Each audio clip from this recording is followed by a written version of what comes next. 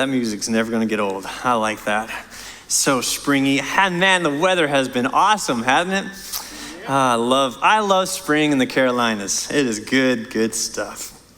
Well, this weekend there was a headline that came out, a news article that really caught my attention and my interest. It was about a new discovery. A new discovery of a new force of nature that they are on the cusp of finding out and figuring out. This particular news article I was reading was from the British Broadcasting Company, and this is what they said about this brand new discovery that happened. It said, from sticking a magnet on a fridge to throwing a ball into a basketball hoop, the forces of physics are at play in every moment of our lives. All of the forces we experience every day can be reduced to just 4 categories: gravity, electromagnetism, the strong force, and the weak force. Now, physicists say they have found possible signs of a 5th fundamental force of nature. A 5th one, right?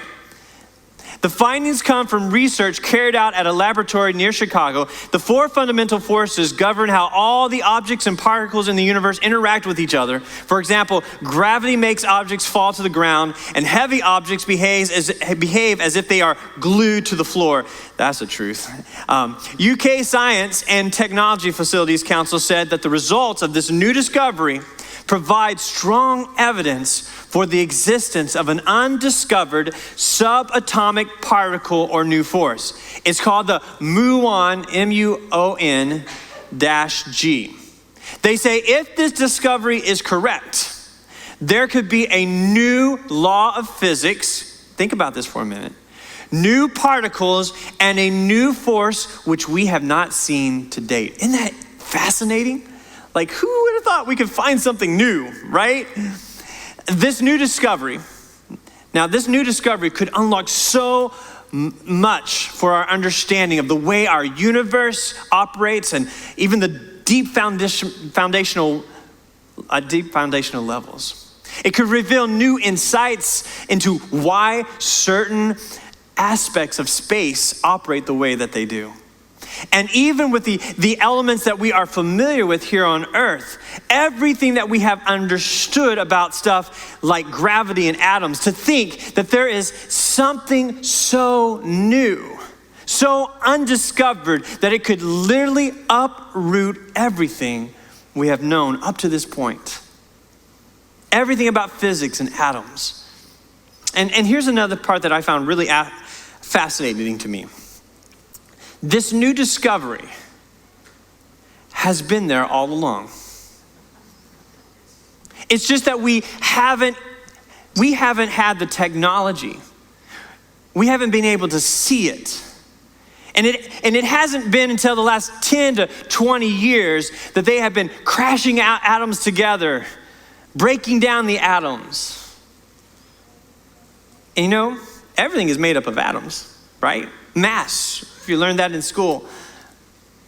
And some of these people who have been studying this, they've been studying this for decades, right? And they just keep getting closer and closer. And they'll work another decade if that's what it takes. All to be able to finally see something that's been there, even when we couldn't see it.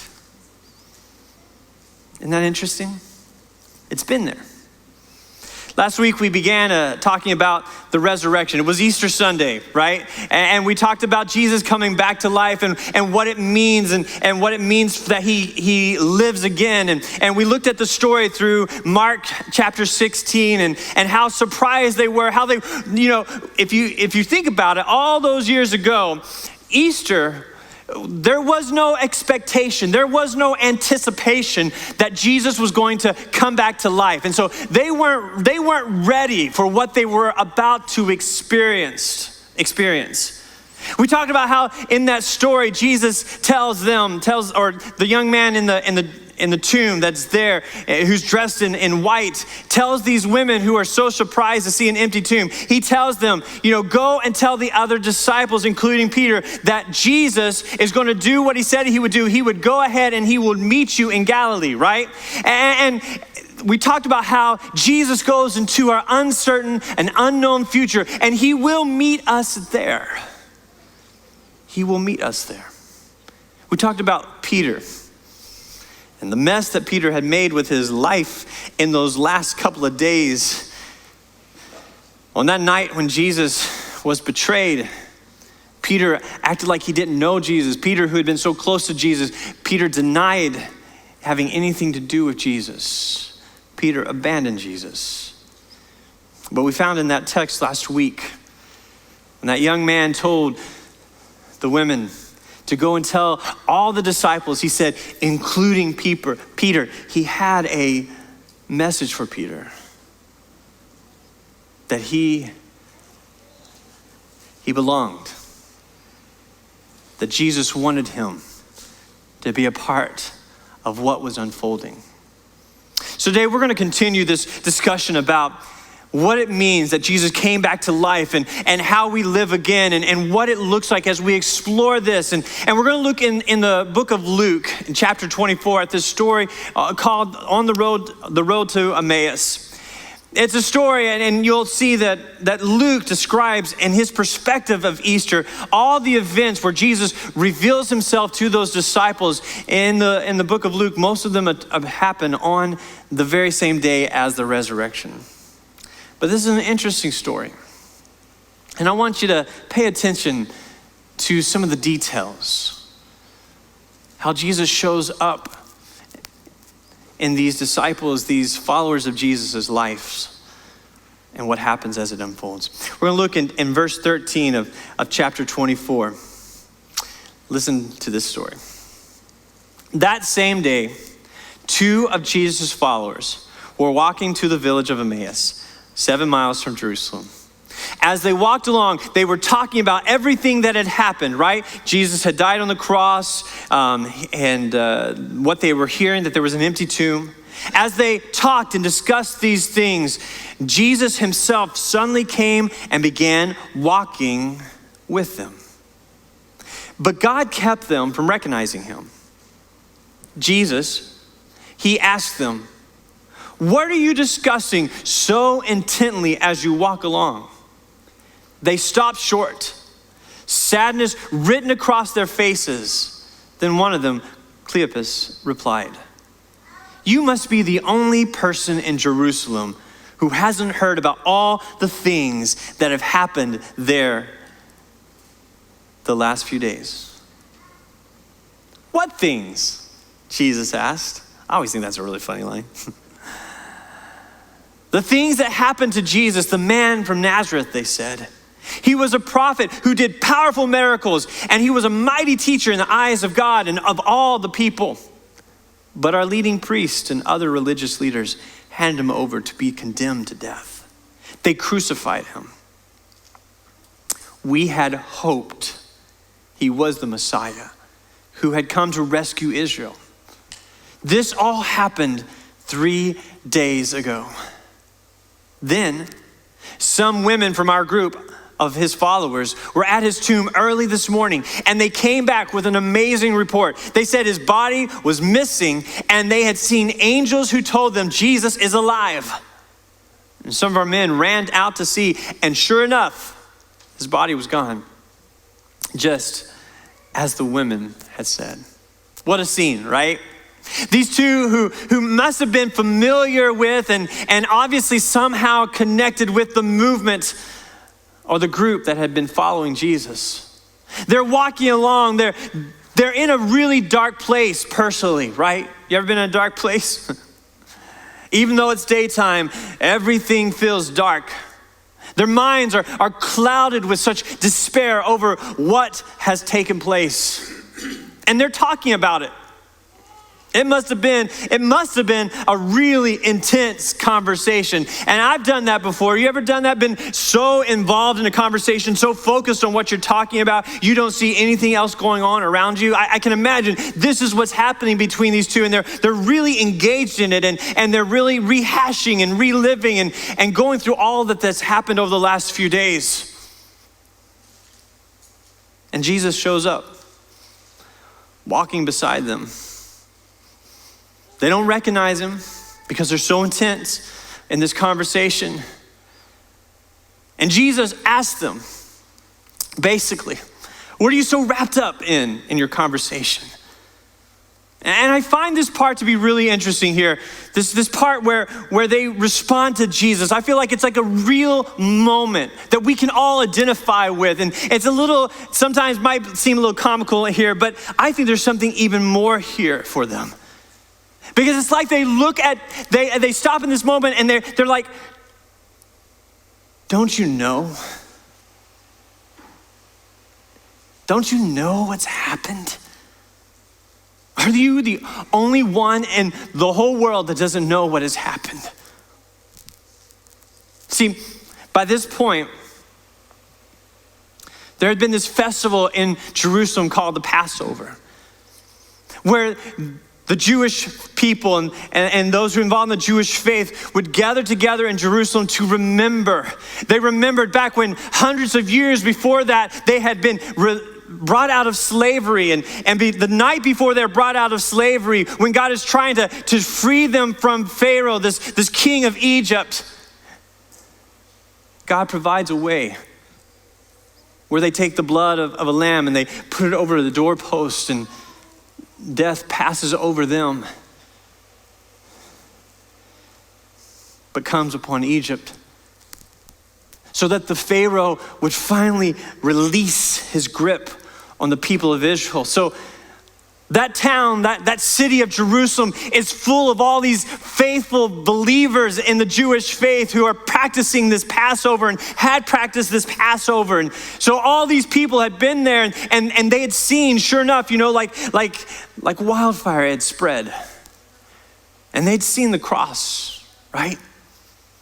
The cross is for people throughout the city to see and to be reminded. This is what happens when you cross the empire.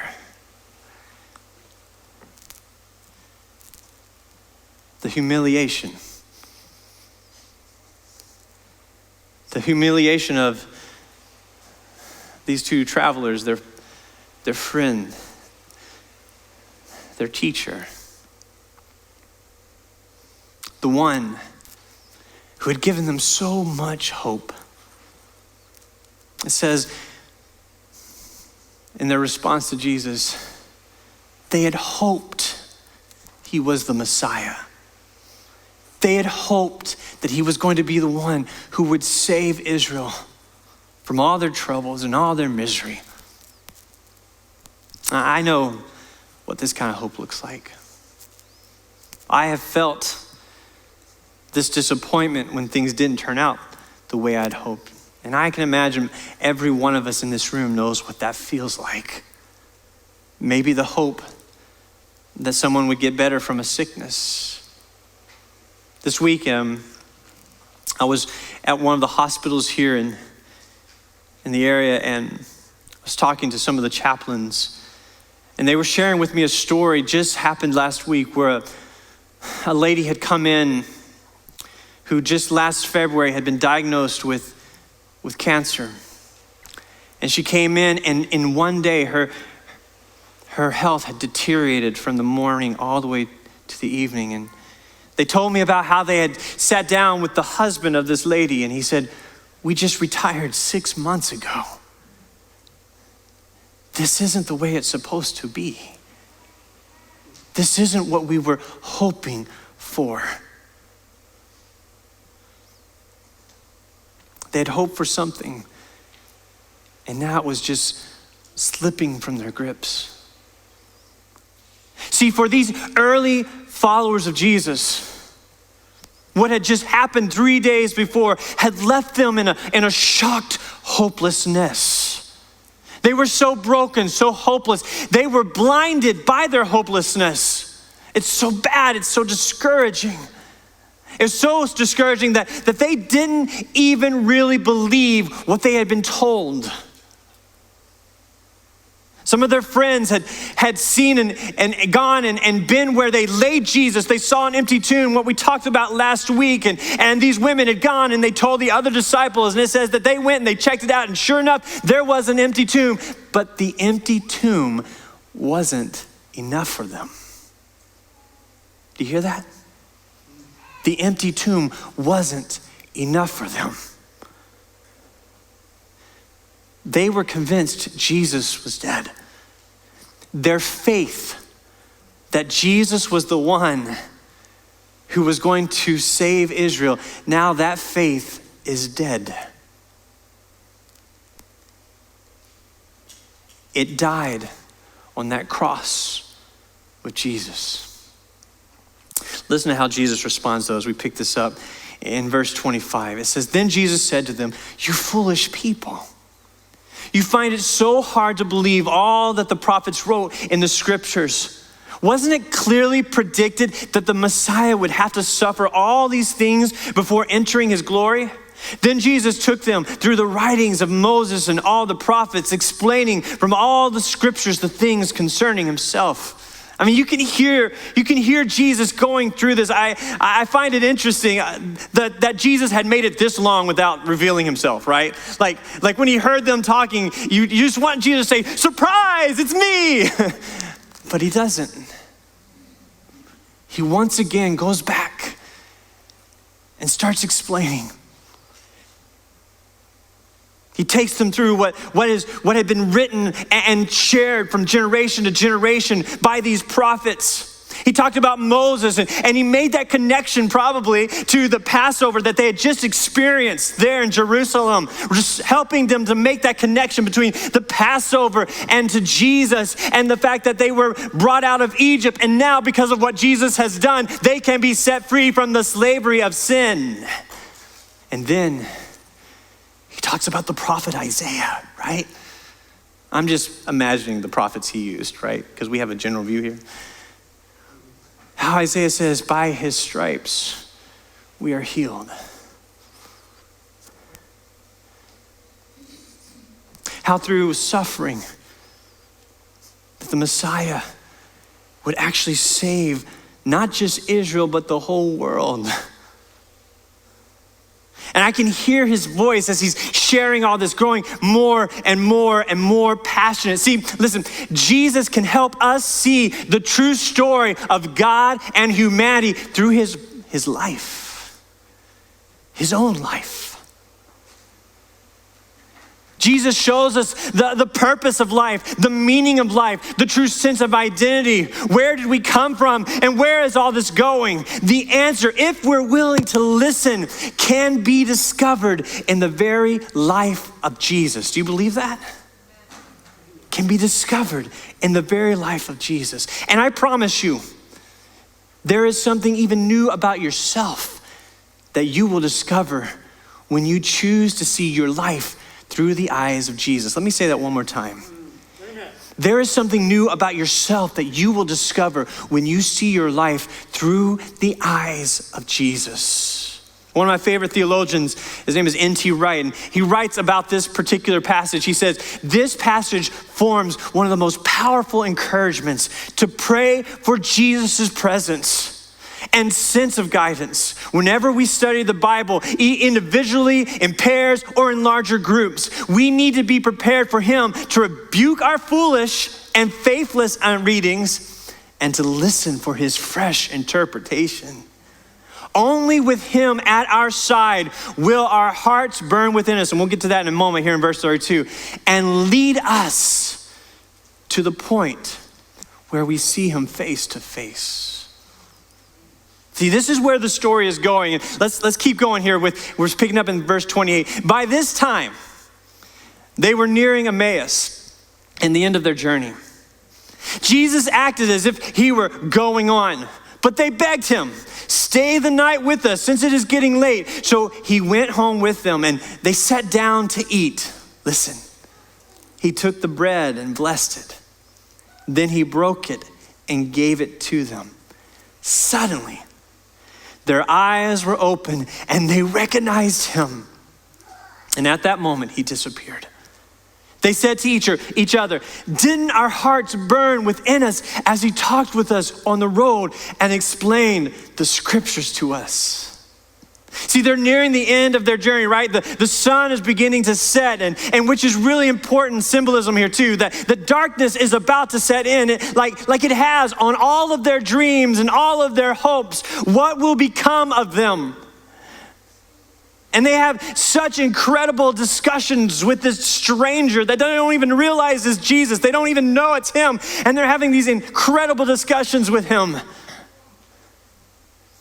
And I guarantee you, as they're having these discussions, time is flying by, which you want to when you're walking long distances.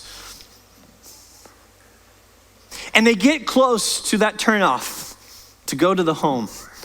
And this is what it says. It says, I find this is interesting. Jesus acted as if he were going on. Jesus isn't interested in forcing his way in. He's willing to keep going. He will not force his way into someone's life. Even people who claim to know him, he's not going to force his way in if the reality is we don't want him to lead us. You know, if the church doesn't really want to follow Jesus, if we'd rather get wrapped up in being power hungry than to follow Jesus, if we decide to get all consumed with trying to keep people out and play these us versus them kind of games, listen, if the church isolates itself from the world, it will isolate itself from Jesus. If the church gives in to isolating itself from the needs of the world around us, it will cease to be the church, because there is no such thing as a true church that exists isolated from Jesus. See, this stranger, as it is identified here in this scripture, right? To them, this person that was walking with them was a stranger. And even though they were having great conversations, they didn't realize it was Jesus. It was a stranger to them. They thought he was a stranger. But I think this is one of the most important aspects here. It's a reminder of Jesus' emphasis on loving your neighbor, right? See, traveling out at night in those times is not safe. And it's wrong. Actually, there's in their faith and in what they knew of faith and in their walk with God, they had been told it's wrong to let people continue on, to push them away. It's wrong not to care about other people's well-beings, even strangers. There's an emphasis here. And they're emphatic. What we read just now says they begged Jesus to stay. I've never really put a lot of emphasis on that word, but I think it's really important here. This emphasis on wanting Jesus to stay so desperately.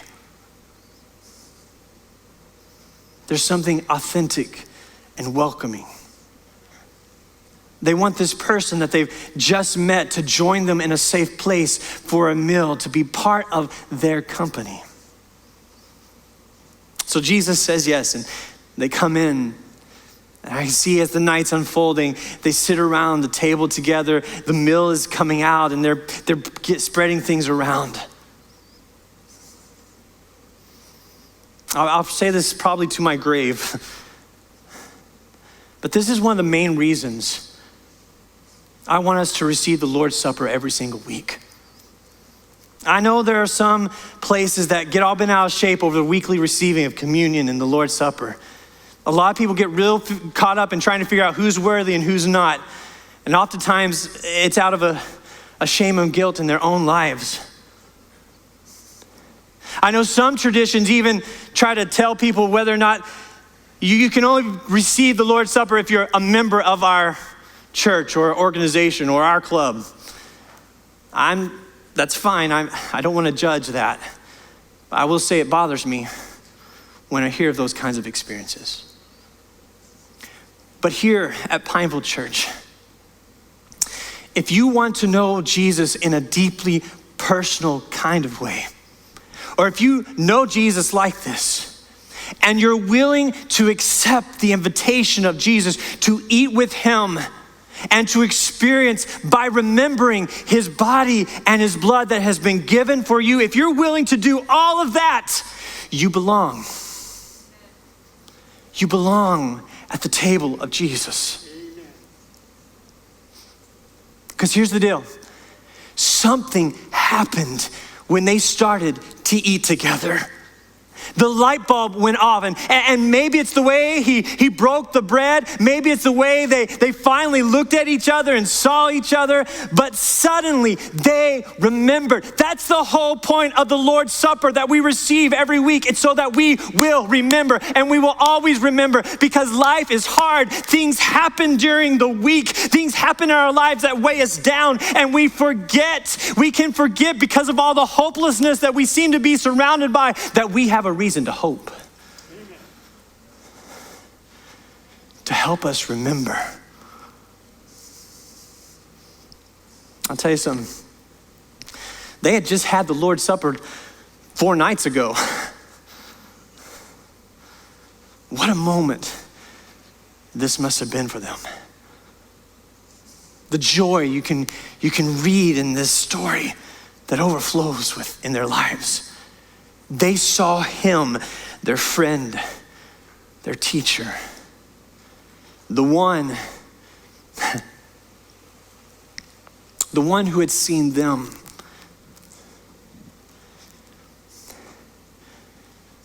Who saw into their lives what could be. Now they see him. Ah, the relief. The renewed sense of everything is going to be okay. And Jesus is only with them for a moment. It says that he disappeared, and this wasn't the time or place yet. I think part of why he might have disappeared is he didn't want them to get stuck there. There was no time to wait. There was no time just to bask in that moment. They had to go and tell the others. They had to leave at once. Something had happened inside of them now. Their fears and hopelessness had given way to something new, and it propelled them. It says, picking it up in verse 33, it says, and within the hour, they were out on their way back to Jerusalem. There they found the 11 disciples and the others who had gathered with them, who said, the Lord has really risen. He appeared to Peter. Now they have something to share with them and to talk about and to be a part of what has happened. They had seen him. They joined the others and share with them the experiences of encountering the living Jesus. They were now on the move with the good news that Jesus had come back to life. Amen. And all of this could have been missed. See, at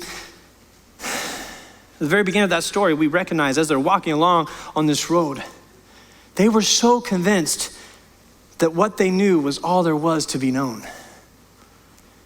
They hadn't seen the world through a Jesus who had come back to life. Because they couldn't see him, even though all they had studied and known for their entire lives, for their entire life of their people's existence, Jesus was right there in the midst of it all. It was all pointing toward him. It was all pointing toward what God is doing to save the whole world. What God was doing was right in front of them, and Jesus is the new discovering, revealing what God is up to, right? A new discovery, even though he's been there, even though all the stories in the Old Testament and what the prophets talked about and how it was all leading toward how God was redeeming and rescuing and saving the world, it's all pointing toward Jesus. He's right there. A new discovery that's been there all the time. See, this new force of nature that the scientists are on the cusp of discovering, it's new because they hadn't seen it before now. But once they see it, once they discover it, it will open new doors to a whole new way of seeing the world, right? It will unlock new discoveries about other elements we see and know of. Listen, when we open ourselves to seeing the living Jesus, our faith can be brought back to life. Amen. our faith can be brought back to life. Today, maybe this story for the first time, you're hearing this. And you're wondering, where do I start with Jesus? For those of us who've been in the church, who've grown up in the church, who have walked in this faith for a long time, I think sometimes we forget how hard it is to know where to start, where to begin. Maybe today you're hearing this story and there's something about this Jesus that you're reading about, that you're hearing about, that's calling you.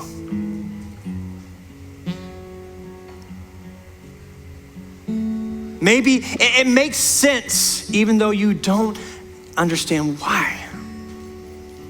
Kind of like those who were traveling on that road. It says they were listening to the story and their hearts were burning within them.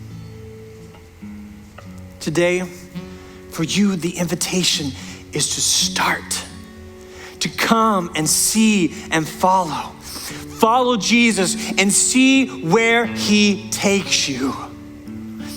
Which brings me to something else that I think is very real for those of us who have been in the church and in the faith. Some of us have actually stopped following Jesus a while ago. Maybe you've drifted away. Maybe you've been led off with other voices instead of the voice of the Good Shepherd. Or maybe today you find yourselves in a crisis of faith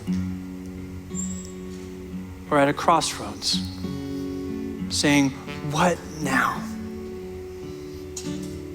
Maybe you're walking down the road of life saying, this isn't the way I'd hoped it would be. This isn't the way I thought faith was going to go. Everything is changing. The world around me is changing.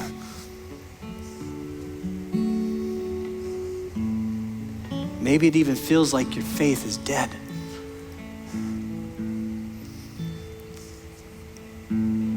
What if Jesus is showing up? What if he's showing up in your life,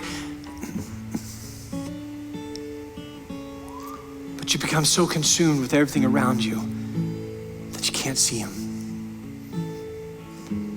What if Jesus wants to show up in our lives and through our lives to the world around us? Will we be ready to follow him? Are we actively seeing the world through the eyes of a living Jesus? Let's stand together. I'm going to ask you to bow your heads and close your eyes before we move into a time of communion. I want to ask you a couple of questions today. First of all, I want all of us just to pray quietly together. 2 simple lines. Jesus, I want to see your presence in my life. I want to follow you.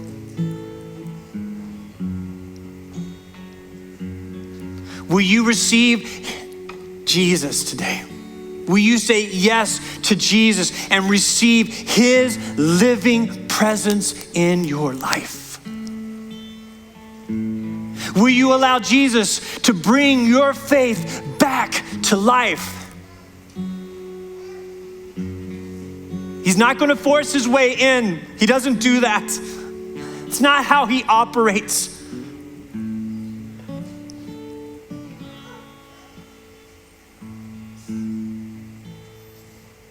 Will you allow Jesus to bring your faith back to life?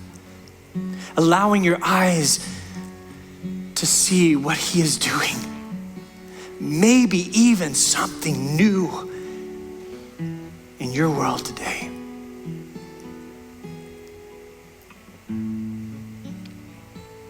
before we move into a time of communion, I want us to really pause and take in what might potentially happen in these moments. If you want to know Jesus in a deeply personal kind of way, or if you know Jesus like that, and you're willing to accept the invitation of Jesus to eat with him and to experience by remembering his body and blood given for you, then you belong. You belong.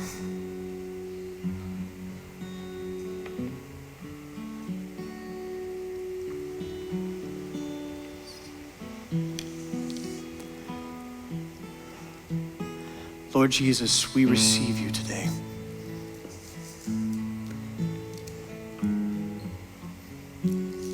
God, I pray for those who might be hearing this for the first time, wondering where to start.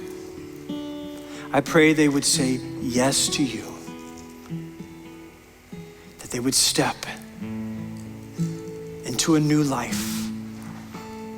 God, I pray for those who are listening today and hearing this who maybe they feel like their faith is dead, that they would allow you to bring their faith back to life. In your name I pray, amen.